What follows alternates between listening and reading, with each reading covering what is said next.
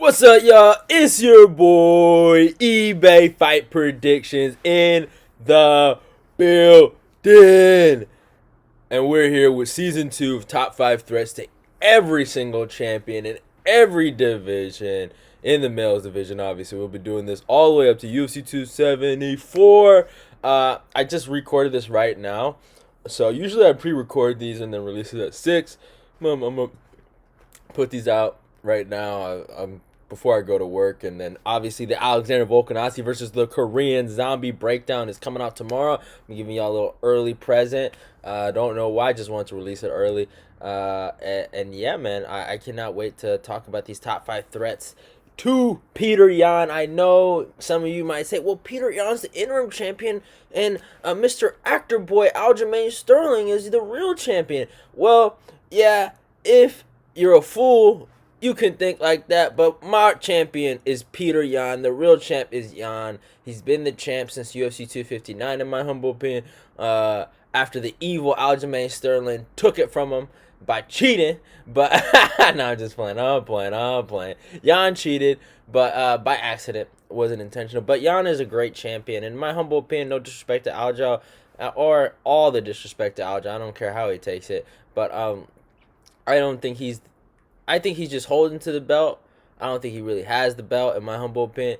I think Yan is the real guy. I think Yan is the long-term champ. I think this is just a bump of the road that he has to deal with. And I think he's just one of these guys where I can see a legit GSP-esque or John Jones-esque kind of title run from him. He's just that fucking good. And there's not a lot of guys I can see beating him. Not a lot of guys I can see really touching him. Like, I think people have gotten close. You know, I will admit that he's had some close fights, but he always ends it in spectacular fashion, you know? And I think if you want to beat Yan, you probably should have tried to beat him in the 3-rounder. I feel like people have a better chance in a 3-rounder than a 5-rounder, because he lives in those 5 rounds, and he just fucking thrives in those rounds.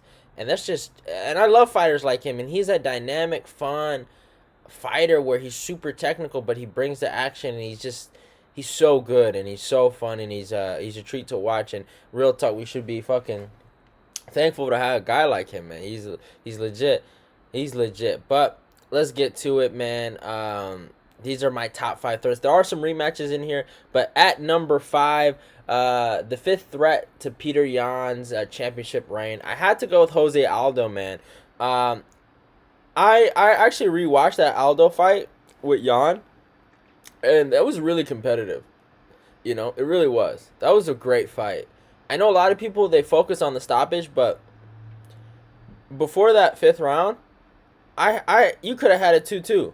Now, I think some people had it, 3-1, I think, maybe? But I thought, Aldo was winning that 1st round before that punch, right? If he never shot for that takedown, he would have won that round easy. So it could have easily been 2-2. But it's just, or, you know, some people could have had it 2-2 going into that 5th round. I know some people tried to say that, but my point is that, man, he put on a clinic in that fight. He did a lot of great things. The body kicks were great, and he kept up with Yan in the boxing exchanges until Yan broke him. You know, and that's what it comes down to in a rematch where Aldo, and that's the thing about Aldo. He's been climbing his way back, but can Aldo fix some of those problems that he did in the first fight? I don't know, but I mean, the guy is an all-time great. It'd be bad on me to doubt him, and the fact that he's has gone through this resurgence, right, back to the top 5 and back to title contention, man, he's gonna be a legit guy, and I'd love to see a rematch. I think the first fight was competitive, and I think the second fight would be a fucking banger. You know, it is what it is. Obviously, you know, and Aldo could say, I hurt my rib or this or that, but yeah. But at number 4, I had to go with another rematch. Mr. Corey Sandhagen.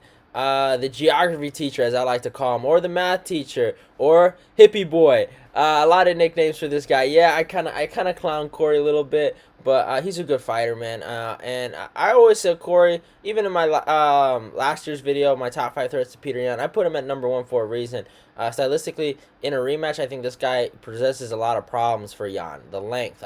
I mean, I rewatched their fight in Abu Dhabi. It was such a classic. He did possess a lot of problems, you know.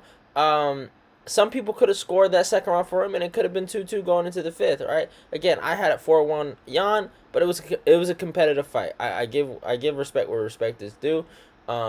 He did a lot of good stuff in a short notice fight camp, and he did his thing. But my issue with him and some of his fans is that they think he's God. Yan ended that nonsense. He's not God, okay? So they stopped saying that. But he does possess some abilities to hurt Yan. He really does. The length, he was able to take Yan down, like, it was insane. So he has some attributes going into that fight where I could see him potentially winning in a rematch. You know, I really could see it, but I wouldn't pick him to do it because Jan's the GOAT. But he has a chance. I'll just say it like that. And at number 3, I brought him up in the beginning of the video. I'm going to bring him up again. Actor boy Aljamain Sterling. I have him at number 3. You know, Aljamain, you know, I rag on him a lot, but I used to really like him. You know, I have a lot of respect for him. You know, him beating Corey Sandhagen was an awesome thing. I was so happy for him when he got that done, man, because he was in a real tight spot. I didn't think he was going to get the title shot, you know, if he had a boring fight. And he needed a finish, you know. He needed a finish, and he got it done. So I give respect where respect is due. But I would say the reason why I always say that he has a chance is he's a great fighter. You know, he's a great fighter. And his jiu-jitsu's elite. You know, his submission game is elite. You know, he fucking dispatched Corey Sandhagen like a nobody. His wrestling is good. His striking is good. He's just a well-rounded fighter. I mean, when you think about it, he was doing more stuff on the feet to Yan than Aldo or Corey. Now, those punches were baby pillow-fisted punches, and they weren't doing anything to him.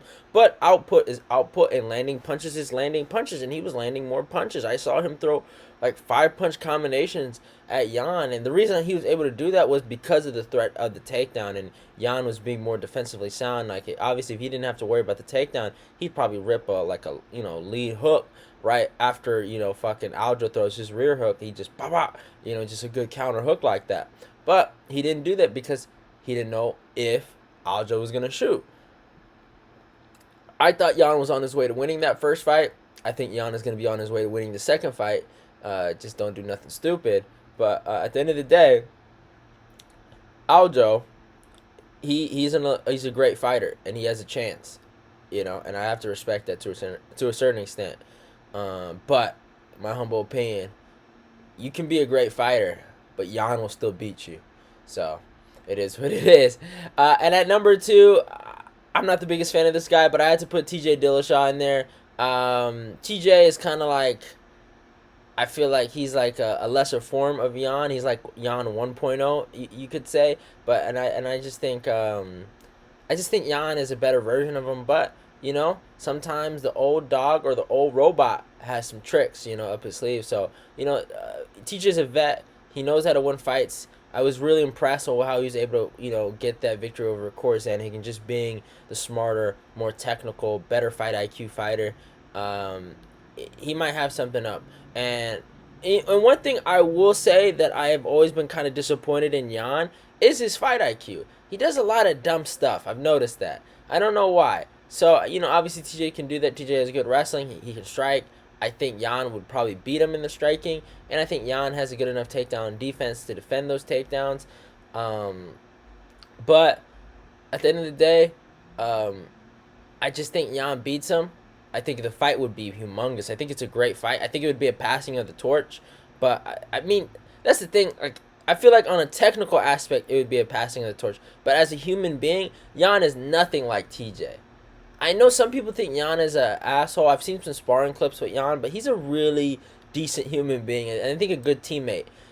TJ he's all about him. He's a snake. He's been a snake, and he always will be a snake. Nothing wrong with it. He cares about himself. He's a hard worker, and hey, respect is, I'll say it again, like, it's respect. I respect the fact that he got to the belt, but at the end of the day, he's a snake, and he spars like a dummy. I remember watching sparring clips of him back in the day, just him punching people for no fucking reason. But at the end of the day, it is what it is.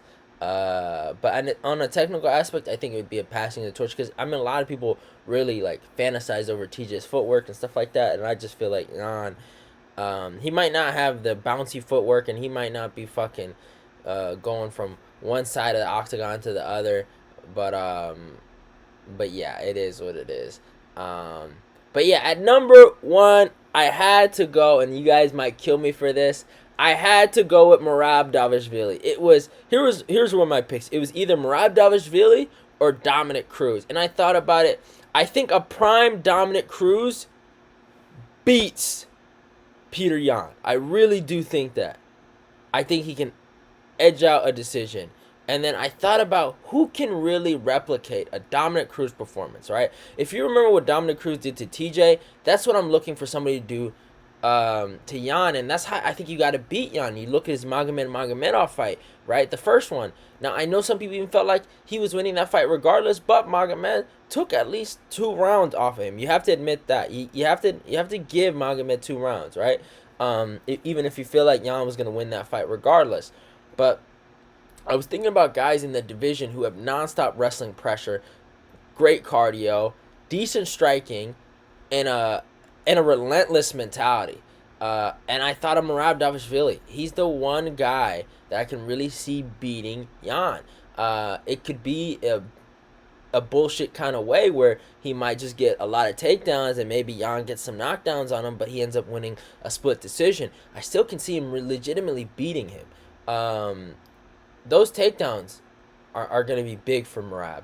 And Maraud doesn't get tired. He doesn't know the meaning of getting tired. You know what I'm saying? He is on you. The only issue is his chin. But I picked Marlon to beat him. And I know a lot of people picked Maraud to beat Marlon, and I guess they weren't impressed by that performance. For me, looking at a point of view where I thought Marlon was going to starch him, and for him to survive that and overcome that, it was a Henry Cejudo-esque performance. Because I don't learn a lot about a fighter when they knock somebody out in the first round and they beat them, right? Like, because anybody can get knocked out. You know what I'm saying? Anybody can catch somebody. Anybody can throw a good shot. You know what I'm saying? Like, if you catch someone on the right spot of the chin, you'll get them. But what you can't teach and what you can't just have is heart. And what he showed me was heart. He made a conscious decision that I was not going to lose to Marlon in that first round. And he went out there and put it on Marlon. Marlon didn't gas. Maraud made Marlon gas. That's the difference. Like, I see people say, oh, but Marlon gas. Like, well, why? Why? Because Maraud put that pressure on him. And I thought that was an incredible performance by him. I was really impressed by that. And I love guys that... I know some people don't like decisions, but I just feel like decisions are... I feel like you get a clear understanding on who's the better fighter, and I think Maraud could take Yan to that. And Yan has always been that guy who thrives in either those late stoppages or their decision victories, right? And I think there is a guy that could beat him in a late stoppage, or could beat him in a close decision. I just think Maraud is his... I really do. Stylistically wise, I just feel like you need a good wrestler and a decent...